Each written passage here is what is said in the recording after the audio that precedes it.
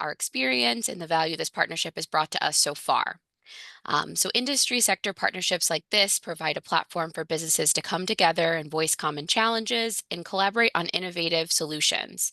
Through this partnership, we've engaged with a diverse network of forward-thinking leaders, all working to grow quality jobs, strengthen education and training programs, and ensure a robust, thriving talent pipeline for our industry. At Benchmark IT, we've got the opportunity to participate in various action teams. We've attended networking events, we joined college and career fairs, and we collaborated closely with the workplace on curriculum development and participant placement. This partnership has connected us with talented IT professionals who've completed the Tech Ready program and earned industry recognized certifications. So we work with them to help them land their next role and provide ongoing career support along the way. Additionally, we've got the opportunity to refer candidates to the Tech Ready program who are eager to upskill and advance their credentials. And we're excited about continuing this collaboration in 2025 and beyond. So in today's meeting, we'll hear about the successes of the Good Jobs Challenge, the Tech Ready program. We'll provide feedback on in-demand skills, occupations, and hiring needs, and hear from both the training participants and the employers who've benefited from this initiative. So thank you guys so much for being here. Really nice to see you all. And please join me in welcoming back Patricia Meyer of the Stanford Partnership to guide us through the next part of our agenda.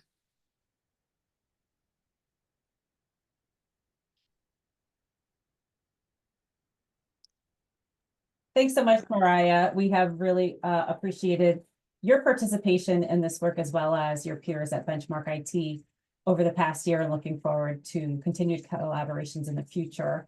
For those who are new to the conversation, I just wanted to take a few moments to review the Good Jobs Challenge, Strengthening Sectoral Partnerships Initiative, funded by the Economic Development Administration.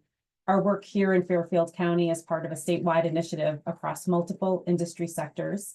You'll see on this slide, there are 15 sector partnerships in areas like manufacturing, healthcare, logistics, and biotechnology. There is only one other partnership like ours focused on tech jobs and the tech sector, and they are based in Hartford. The Good Jobs Challenge grant provides partnerships across the state with the opportunity to build infrastructure around this work, doing things like conducting sector analyses, building websites for the sector partnership, supporting outreach to participants and employers, and of course, providing avenues for training in in-demand skills that lead to employment. Stanford Partnership and the workplace are co-conveners in this work. Mark and I are grant leads, and our work at the Stanford Partnership focuses on business engagement, convening employers, building sector partnerships, building the sector partnership brand, to develop participant outreach campaigns. The workplace focuses on curriculum development, participant recruitment and retention, training, individual supportive services, and job placement. The work that we do is informed and supported by employers in the region. Even before this grant was awarded, business leaders have been at the table helping to determine the direction of the partnership in Fairfield County. Here's a sample of those organizations, and there are many others, in addition to our K-12, higher ed, nonprofits, local and state agencies that have been a part of this work. So now I'm going to turn it over to Mark for the next portion of our presentation to walk through the impact that training has had over the past year. Thank you so much, Patricia. And thank you everyone for joining this convener. The Tech Ready Career Training Program provides participants with the chance to get stackable certifications. So they can get stackable certifications within generative AI, Python, SQL, cloud, cybersecurity, CompTIA, and project management. As of right now, we have over 40 people in generative AI, over 72 in Python, 15 in SQL, over 29 in cloud, over 28 in cybersecurity. And when I talk about cybersecurity, I'm not just talking about CompTIA Security Plus. I'm also talking about CMMC, the Cybersecurity Maturity Model. So these individuals can actually get a certification that is under the Department of Defense, and our CompTIA certifications. Next slide, please. With the skills that the participants have garnered, they're able to get certain jobs. Like one is from Hunter College, the VA, Turner Construction, Morse Watchman, Stanford Public Schools, Smart by Auto, Big Y, Congrade, iCapital, Gateway, Kunda Consulting, Family Center of Norwalk Public Schools, Outpost, and SOS Tutoring. And these trainings that the individuals have been life changing. I'll give an example of Miranda. Miranda was a single mom. She lost her child support and her alimony due to her kids turning the age of 18. And she was going to lose her apartment that was being subsidized by her ex. With the training she's had, and she's still in training because she had generative AI and she had Python and she went into project management, she became a coordinator at SOS Tutoring. And what she's always told me, she said, Mark, I went from having no dollars to dollars because she was a stay-at-home mom. We have other stories, but I want to keep on moving forward. Next slide. I want to be able to spotlight, and I know Miss Patricia will be getting on in a great conversation with Miss Stephanie Perez, where she is a participant in the Tech Ready Career Training Program. So Ms. Patricia, I'll let you take it away. Thanks, Mark. I appreciate that.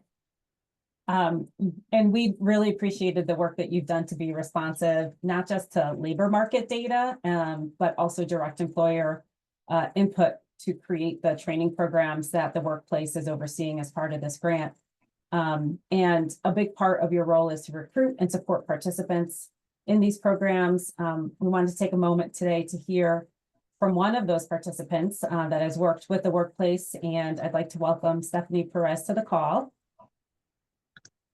Hi, Patricia. Thank you for that introduction. Hey, Stephanie. I'm doing great. Thank you for asking. My name is Stephanie Perez. I've been working in the healthcare setting for 14 years. I'm currently the Assistant Program Coordinator for the Internal Medicine Residency Program at St. Mary's Hospital in Waterbury, Connecticut. I hold an associate's degree in digital media, and I'm also a qualified Spanish interpreter. I hold 15 years graphic design experience, also 15 years of Microsoft Office experience and Adobe Acrobat and all of those things. And I'm also a notary public. Awesome. Can you share with us today an example of a skill or concept that you learned during the training that you are applying to your current role? Yes, some of the skills that I've acquired in the Tech Ready programs are generative AI, utilizing AI tools, and also with the project management, I've learned about SMART goals and creating different things such as Gantt charts and critical path analysis. That's awesome. I'm really curious to hear an example of something that you may have gotten some recognition for, or something that really made you proud of the skills that you've learned that you're able to apply to a specific project. Yes, one of the most powerful skills I could say that I've learned is with the generative AI course, really learning how to use AI as a tool. One of my responsibilities as assistant coordinator is to create the medical student lecture calendars. And with these calendars, it used to take a lot of tedious work because I would have to manually leave out dates. For instance, it never has the first Monday of the quarter, always leave off the second date. So it used to take a long time for me to go through all of the calendars. And when I just told AI, the prompt, create, uploading their schedule and creating the prompt of leave these days out and everything like that, it took what used to take me about a week-long project on and off to about an hour and a half. So all I had to focus on was just formatting the calendar and making it look pretty. So it really increased my productivity and my time management by a landslide. I love it. I think I could use help with some of those tools. You'll have to come over and train me on it. I'd be happy to. One of the things that you had mentioned to me when we were talking in preparation for today is describing Mark as your career dad.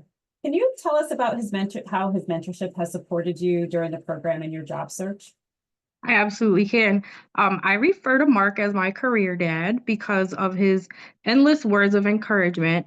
Even when I lose a little, hope in the job search and things like that. He's always there to support me and encourage me and let me know, there's going to be a great fit for you out there, and supporting me with the education and everything.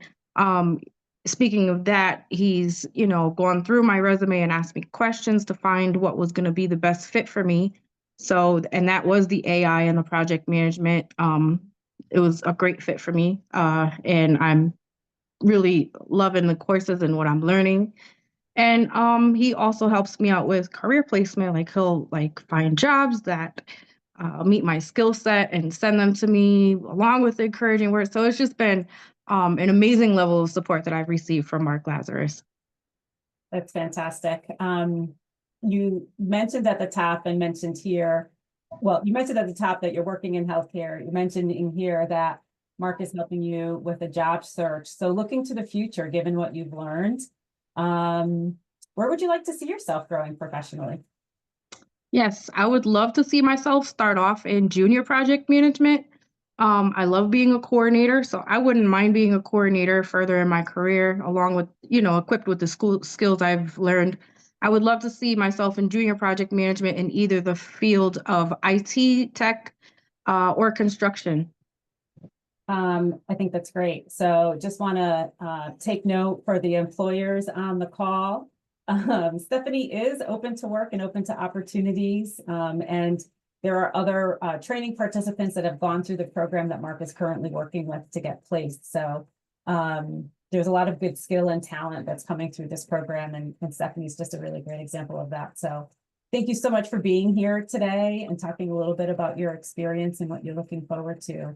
I really appreciate it. Thank you, Patricia. All right. Thank you. Okay.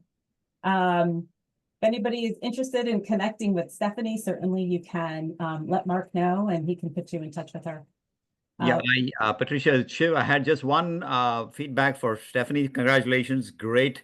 Would love for you to explore AWS certification for being an AI practitioner. Take a look at that, because with your strong foundation on Gen AI, I think that certification, which is pretty easy and straightforward for you to get, if you just invest a few days and probably a week of effort to register and then go through the courseware and take the exam, I think it would do a world of good in further, enriching your overall profile, given the foundation on Gen AI you've done. So it's called the AWS AI Practitioner. Awesome. Thank you so much, Shiv. Thank you. Right. Bear with me while we talk about the next part of our conversation today. We wanted to take some time to get some feedback from industry. So you have up on your screen right now a QR code, and that is for our poll application. We're going to move screens in just a second while everybody is getting there. So there is a QR code that you can use. If you need a link instead, when I pull up our application for the polls, there will be information on that screen that you can use to get into it. And if anybody is having any trouble, certainly go into the chat or come off mute and let us know. So while you're getting over there, I'm going to get to our Mentimeter. Great. Can everybody see that okay? Yes. I'm getting some thumbs up and there.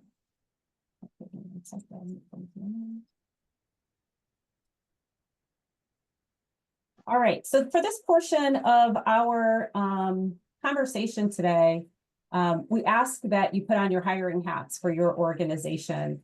We recognize that we have a wide variety of company types on the call, and you're all welcome to engage in the feedback. So for example, if you're not directly related or directly involved in hiring for tech roles, but you know the direction of your organization and want to share that perspective as it relates to our questions, please do. If none of these questions apply to you, that is fine. We really encourage you to sit back and listen in and get a perspective of where we're going with the employer feedback that we're hoping to get today. So with that, Mark, you can take it away. Thank you so much. Let's move into is everyone, if you give a thumbs up, if everyone's logged into Mendy? Just want to make sure so everyone that can participate. All right. So we'll go on to the next question, first question. So the first question we're going to talk about are these skills that we have relevant to the work of your organization? When you give people like 2 minutes to fill out the question. Gary, I put the link in there and you'll just need to use that code 47387771. There we go. All right. Look like we got some answers. Oh, we're getting more. All right. Thank you so much. We'll give it a little bit more time for people to answer. Look like things are moving up.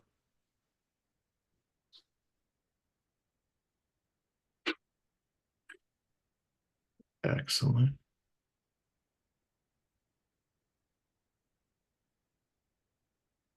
All right, Mark.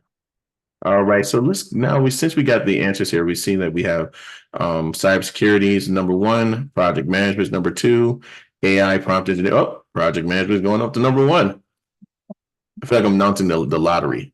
No. But we have the ones that winning $300 million at this point.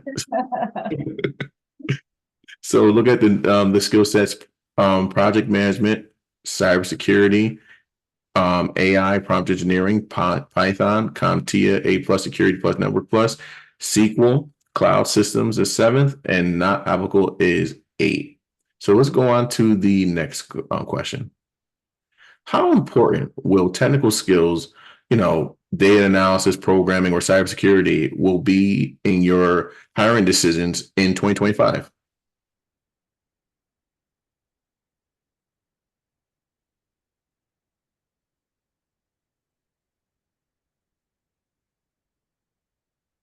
Right.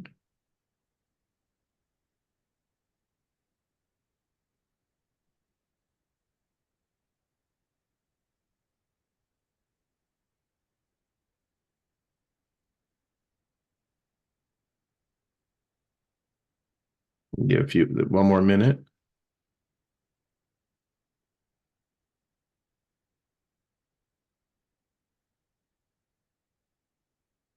All right. So we see here is extremely likely that those skill sets will be part of the hiring decisions, most likely. So we see that from the data, it seems like these skill sets are going to be something part of you're going to be looking at 2025. Let's go to the next question.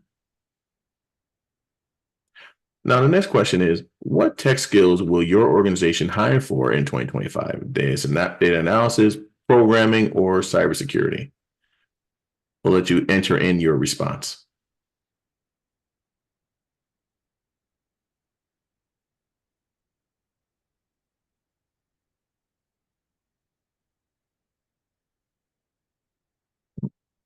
No responses. We'll get one. Oh, we're getting it. Okay. All right. See IT support, data analysis, cybersecurity. And if there are other technical skills that, aren't part of that prompt, certainly feel free to add that in. Applicable to UConn.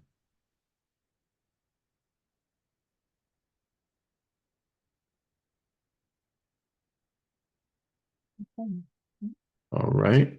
So we see cybersecurity is big, data analysis, not applicable to UConn, and IT support. So now let's go on to the next question. Oh, data scientist and AI engineer. Okay, very good. Last minute. I'll give it another second or two, Mark. Yeah. Okay. All right. Moving on. Next question is, what are the top tech roles at your organization? Data analytics, cybersecurity, network support. We're going to let you enter these roles in.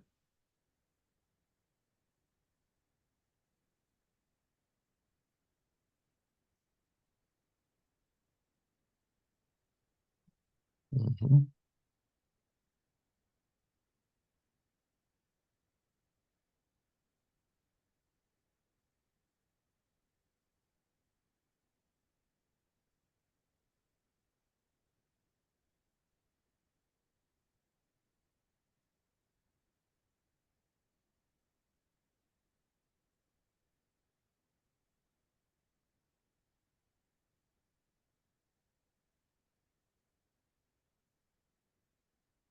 DevOps engineer. Very good. Very good. We'll let it open for another minute.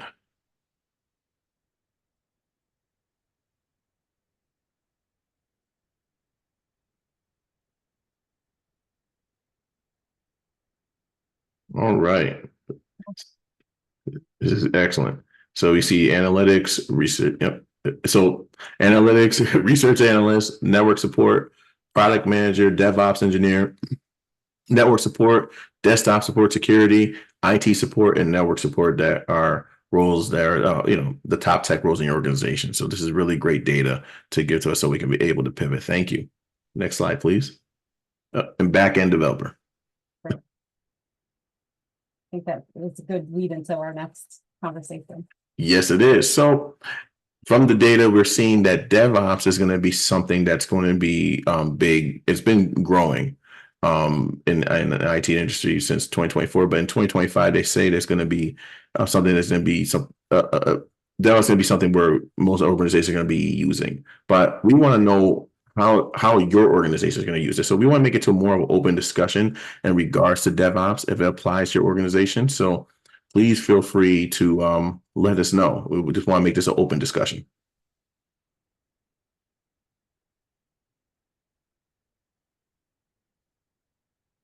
Don't be shy.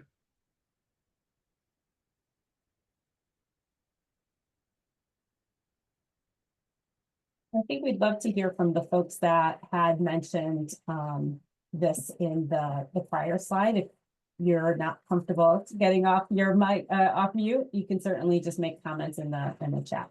Yeah.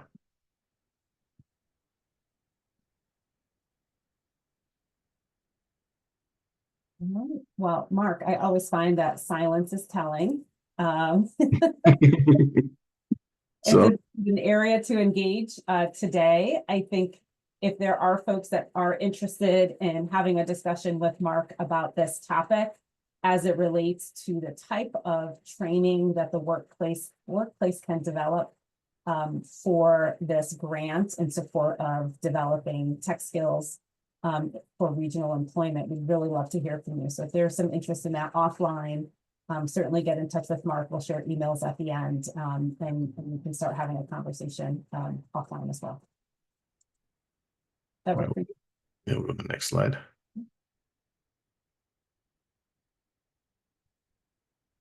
Let me see something. Oh, we need to answer for this one. Okay.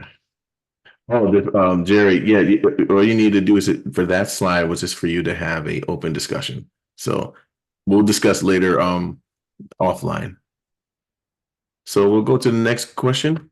What technical skills do you consider highly transferable across job roles? So in regards to that, I'm saying like something like Python. Python is used to automate tasks. If you look at your Microsoft Office now, if you go into Excel, they have a button a lot of times now for Python, generative AI skills. So what do you think? What skills are could be in different jobs? Because tech is now in every role. I'm starting to see some good information here. Data visualization, program management. Excellent.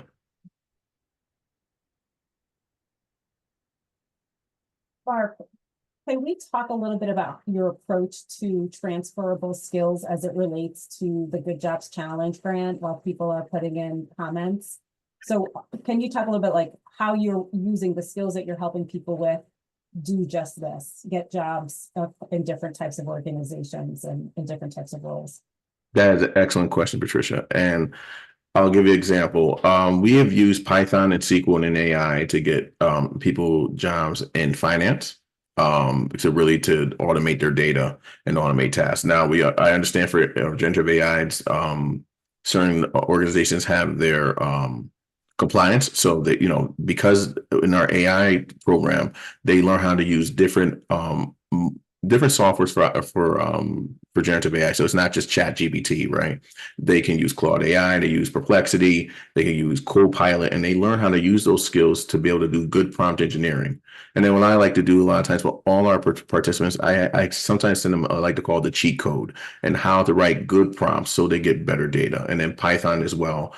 We've seen it where someone's got hired at Jackson Hewitt Someone has worked at Smart Guy Auto being part of their finance team, and that's a young lady named Donka, and she's based in Hartford, and where she's using her Python skills to automate all her financial tasks. Project management as well. We've used it to be for individuals not to be a coordinator, be an IT manager. And we have we have a UConn student that uses his Python skills to work at iCapital. So, and he's actually still in our training program using SQL because he's not in a tech role. He's mostly in a finance role, and it's helping him out really well. And one of the things just want to point out to the employers that we may have met with along our paths this past year is one of the areas that I think that we had a tough time getting traction is here's this opportunity to skill up either incumbent workers or to consider roles from a tech perspective, which has really sort of muddied the waters. But I love that we're landing in this space of thinking about transferable skills, because there's a lot that we can train in utilizing this grant that are tech and, for tech enabled positions that then get people jobs. And that's really, when we're talking about this funding is the goal, right? We want to train people up to get into good jobs in the region, and thinking more broadly about what those jobs are not only just going to help us make these sort of grant goals, but really make a difference in the lives of the people that we're serving, and really for the employers of the region. And I think Stephanie is a great example of that, and thinking about how she's been using her skills, not necessarily in a tech role, not working for a tech company, but utilizing these skills that are very tech focused in order to have her be more productive and really think bigger about the types of roles that she wants to get in the future. So I've talked long enough. I'm going to move on to the next slide.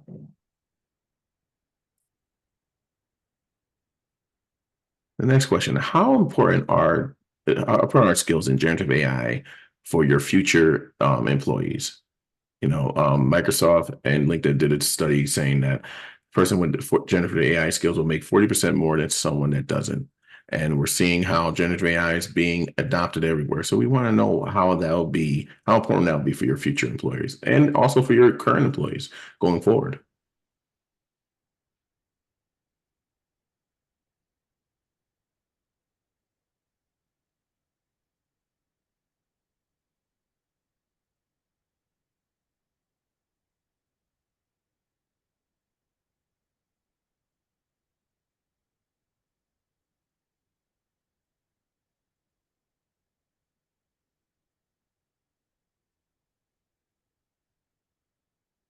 It's great feedback.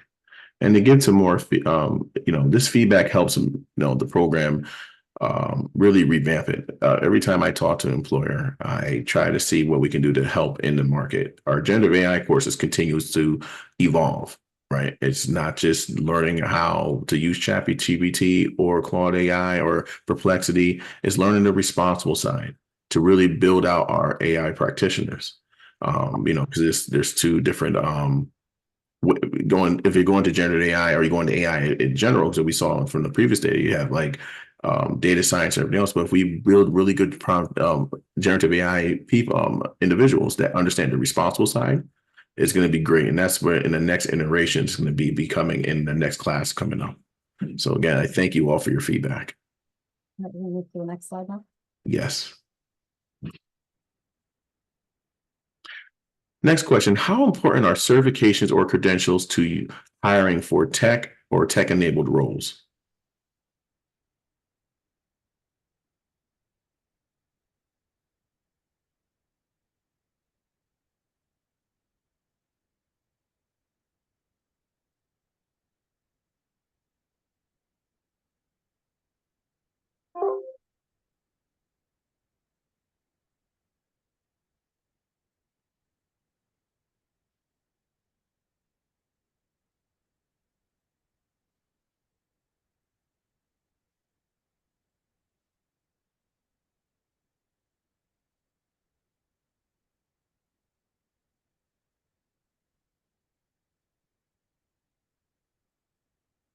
That's great feedback. This is a big focus of discussion, where are credentials needed versus where are they nice to haves. Thank you, Adam. And it really, with an understanding that it depends on the type of skill, employer, and occupation. So this is really helpful feedback for the work that we're doing as part of this grant. I think we have our normal critical mass for this question. Yeah. Good to move on. Good to move on. Okay. Next question. Have we captured the landscape of hiring for in-demand roles requiring tech skills? And if we're not, have not captured those skills, what are we missing? Please let us know.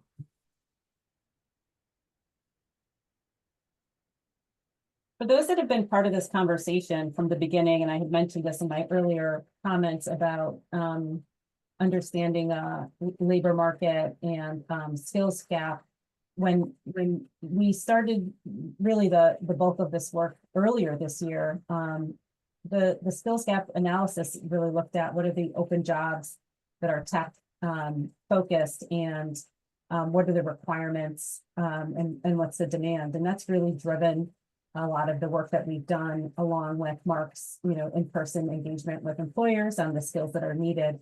So just really underscoring that the feedback that we get from this session, as was the conversation that we had way back in March, really helps drive what we're doing, and trying to be responsive to the interests and demands of the region. So we really appreciate that. I don't know if we go with silence as an end. Oh, here we go. Execution is stumbling. Okay. I'd love to hear more about that. And if Yeah. if you want to come off mute and talk a little bit about that, or put some comments in the chat, we'd love to hear more. Love to.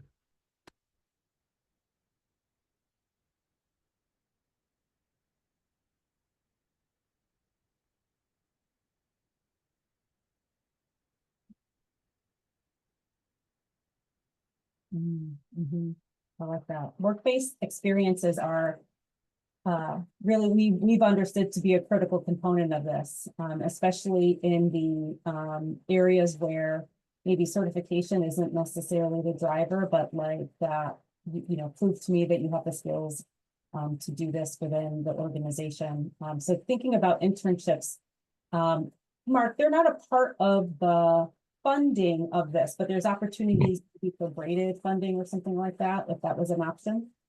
There are some opportunities in that to do some braided funding. One of the biggest things is to really get them a gainful employment. One of the big things I'm happy to share that since the grant's been running since April, since we started, we have around 25 jobs, and by the end of this week we'll have around 26, 27.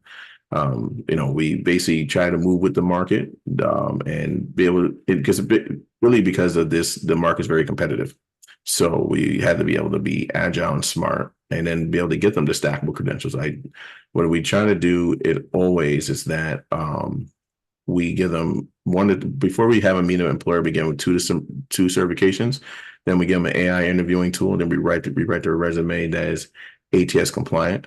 And then we get them off into the job. If they're doing like programming, we make sure we create their GitHub so they have a portfolio, so that shows their work-based experience. For SQL, we give them a Kaggle so they can create their dashboards and databases. And then now for AWS, they have a playground where they have like a sandbox where they can do some of their projects. And so the same thing for cybersecurity, we started adding these mini projects that they can do, that the participants can move forward. But it's slow and steady. We're looking at how the market is, and then this is really great feedback that we have, because then at this point we can pivot to really accelerate the hiring. Mm-hmm. Yeah, and I really appreciate the comment about needing more opportunities for people who are starting out, and that is one of the pieces that was so interesting when we did our analysis at the start of this year, which was, what does entry level mean in these technical roles? It's not,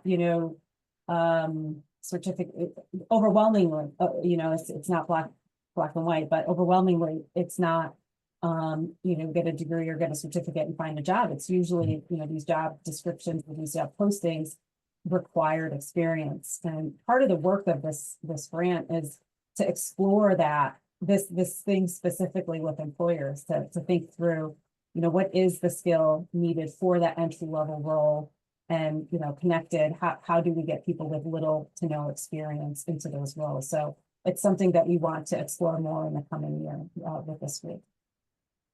And then going to like the badging, that's where we've been moving towards having more badging in regards to the project management. For PMI, that we're looking at the micro credential for risk management and adding those certain micro credential in Agile, where it helps these individuals get the skill sets that their employers are actually looking at. One of the biggest things for people starting out is really seeing where they want to go.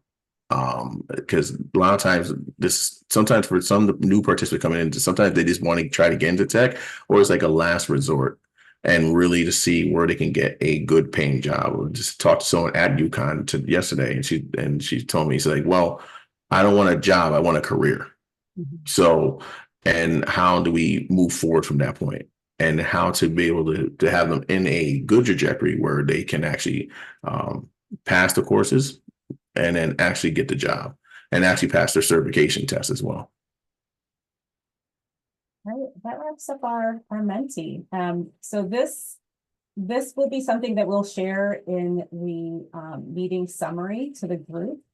If you wanted to take a look at those slides and the sort of reactions that we were able to garner from our conversation today. Thanks so much for facilitating that, Mark. Really appreciate the work that you've done to engage employers and really find pathways for participants, and looking forward to how we can use this information to grow, the training that we're doing for the coming year. We just have a couple more things on our agenda, so I just want to cover today. As we said at the top of the meeting, this partnership is focused on business engagement, and we want to support the direction of the regional industry that hires for tech skills and delivers tech services and products. And so I just wanted to spotlight here ways to connect with our partnership in this coming year. So we have a steering committee that sets direction. And we have an action team that's focused on tech talent initiatives. These are areas that you can get involved with if you're interested in participating in this work.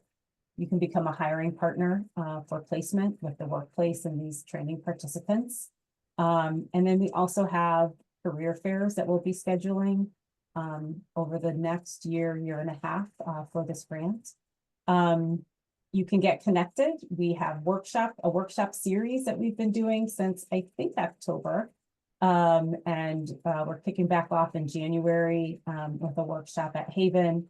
We have a Zoom workshop session in February focused on neurodiversity in the workplace, and then going back to Haven in March for ChatGPT and data analytics workshops. And we have a networking event that we'll be sharing the Eventbrite link for coming up on the 29th. We're doing that at Illicit Brewery. We hope to do more networking events in the coming year. If you're interested in helping us plan those, we would welcome your help in finding locations and finding partners to provide opportunities to get people together. You can connect with us. We have a newsletter that we send out monthly. We have a LinkedIn page where we post information about not just what we're doing, but what's happening within the community in Fairfield within the space. And also encourage you to think about ways of being visible. We have a website, cttechhub.org, where we post, or we have information about business partners. So earlier on in this meeting, I showed sort of a snapshot of the logos that we have included on that. We can post logos there. And we're also developing a jobs page, which is more about connecting individuals to your employment page as opposed to having job listings. So that's in development. If you're interested in having your business featured on that page. We'd love to have you. So there's a lot of ways to get together or get connected. We have our emails in the chat, links to the various resources. You can always go to our website to get access to those resources as well. I'm happy to connect with you and talk more about what we're doing and ways to get you involved in the conversation. So that is what's happening with the sector partnership. And as we come to the end of our call, the last thing is just a Q&A. So if there's questions that folks have that you haven't been able to raise yet, happy to spend some time talking about that. You can put your questions in the chat or come off mute, whichever is better. And if you do have to get on with your day because it's a busy time of the year, really want to thank you for your participation and for being a part of our meeting today.